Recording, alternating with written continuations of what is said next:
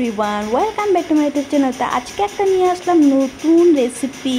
তো এই রেসিপি রুটি, পরোটা কিংবা পুরির সাথে খুবই দারুণ লাগে খেতে।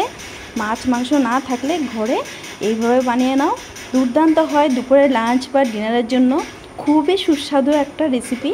তো দেখো আমার রেসিপিটা যদি ভালো লাগে অবশ্যই কমেন্টে জানো, লাইক শেয়ার সাবস্ক্রাইব করতে একদম ভুলো না, স্কিপ না করে পুরো ভিডিও দেখো। তো আমি ভিডিওটা আজকে শুরু করলাম, দেখতে থাকো। এটা তোমরা তোমাদের পরিমাণ মতো দিতে পারো। তো আমি এখানে 100 গ্রাম মুসুর ডাল নিয়েছি। তো ডালটাকে আমি প্রথমে 2 ঘন্টা মতো ভিজিয়ে রাখবো একটা পাত্রে। তো তোমাদের কম বেশি পরিমাণে তোমরা ডালটা দিতে পারো। তো আমি এখানে 100 গ্রামের মতো দিয়েছি। তো ডালটাকে আমি ভালোভাবে ধুয়ে ভিজিয়ে নেব।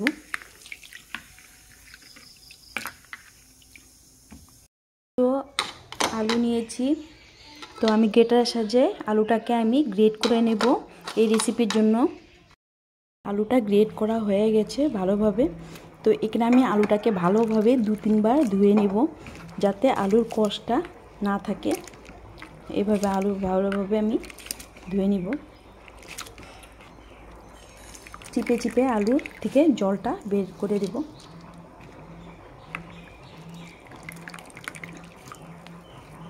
তো এই রেসিপিটা দুপুর লাঞ্চ বা রাতে ডিনারের জন্য খুবই দারুণ হয় খেতে। রুটি, পরোটা কিংবা পুরির সাথে খুবই দারুণ লাগে খেতে।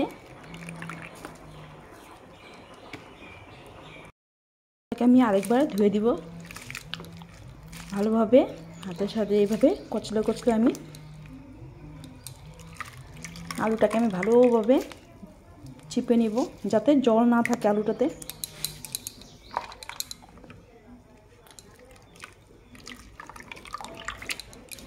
এই 2 ঘন্টা ভিজিয়ে রেখেছিলাম ডালটা, একটা পেস্ট বানিয়ে নিব।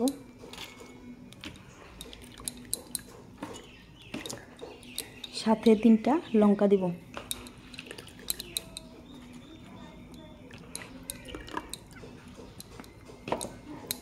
ননস্টিক কড়াই বসিয়ে দিয়েছি, দিয়ে দিব 2 চামচ এখানে দিয়ে দিয়েছি সাদা তেল। আর এখানে দিয়ে দিব গোটা সাদা জিরে, আর গ্রেট করে রাখা আলুটা দিয়ে দিব।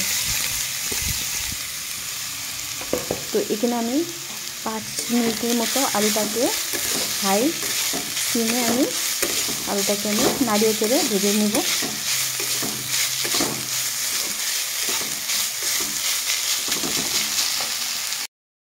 নাড়িয়ে চাড়িয়ে আমি একটু হালকা ভেজে নিয়েছি।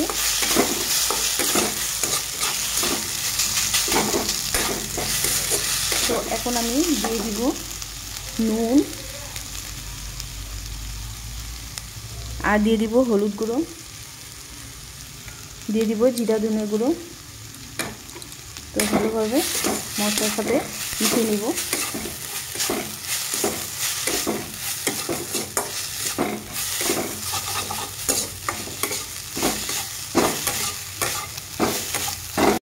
আলুটা ভাজা হয়ে গেছে, সফট করে একদম সফট হয়ে গেছে। তো এখন দিয়ে দিব করে রাখা ডাল পেস্টটা, ভাবে নাড়িয়ে চেড়ে নিব মিশিয়ে।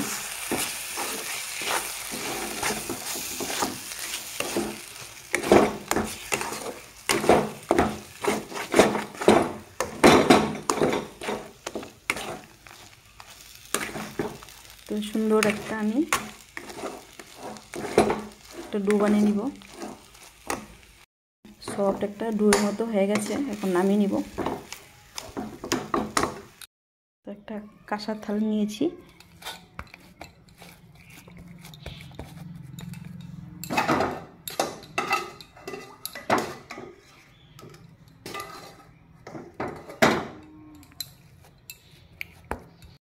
আমি চৌকো আকারে শেপ দিয়ে দিব।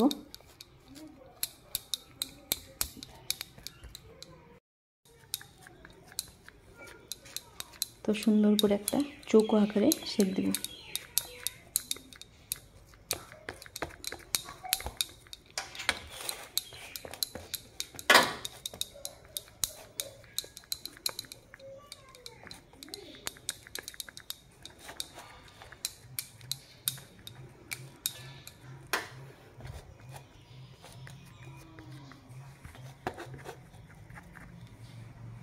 তো ঠান্ডা হলে আমি এটাকে কেটে নেব পিস পিস করে।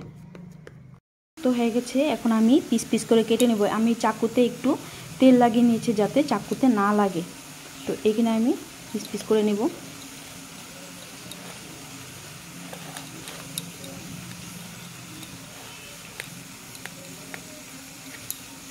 তো মিডিলে আমি আরেক টুকরো করব।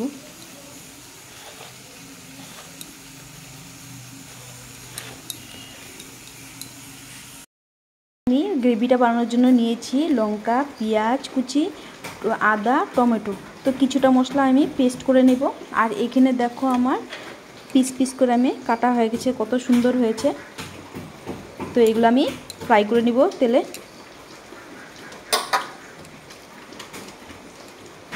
তো এখানে আমি বসিয়ে দিয়েছি কড়াই, দিব 2 চামচের মতো সরষের তেল। গরম হয়ে গেছে, দিয়ে দিব।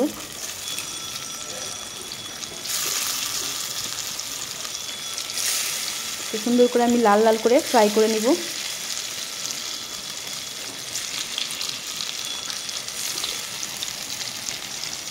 এটাকে পেস্ট বানিয়ে নিব।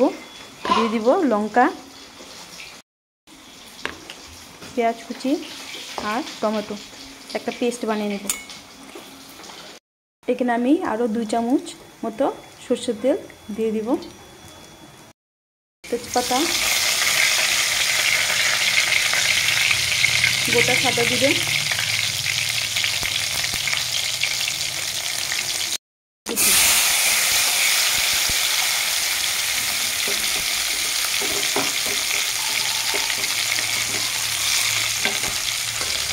তো ভালোভাবে পেঁয়াজটাকে আমি হালকা নাড়িয়ে চেড়ে নেব।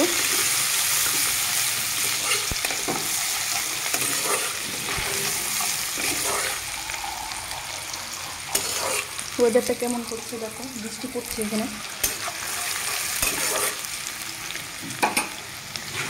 এগুলো ধোকা ভাজা হয়ে গেছে ভালোভাবে লাল লাল করে। আর এখানে আমি পেঁয়াজটা ভাজা হয়ে গেছে, দিয়ে দিব আমি করে রাখা মশলাটা।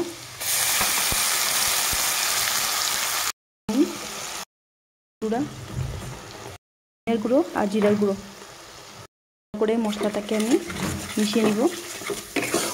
সুন্দরভাবে মশলাটাকে কষিয়ে নিব।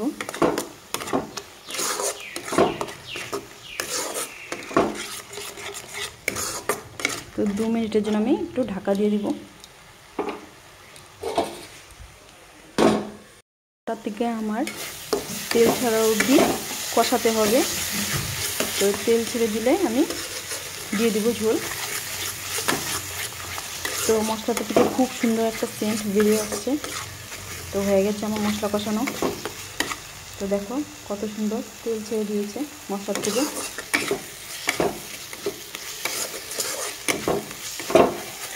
তো মশলা কষানো হয়ে গেছে আমার।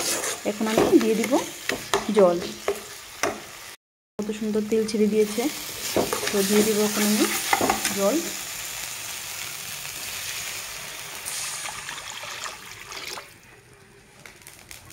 তো ঝোলটা ফুটলে আমি দিয়ে দিব ধোকাগুলো। ফুটে গেছে, দিয়ে দিব আমি ধোকাগুলো দিয়ে দিব।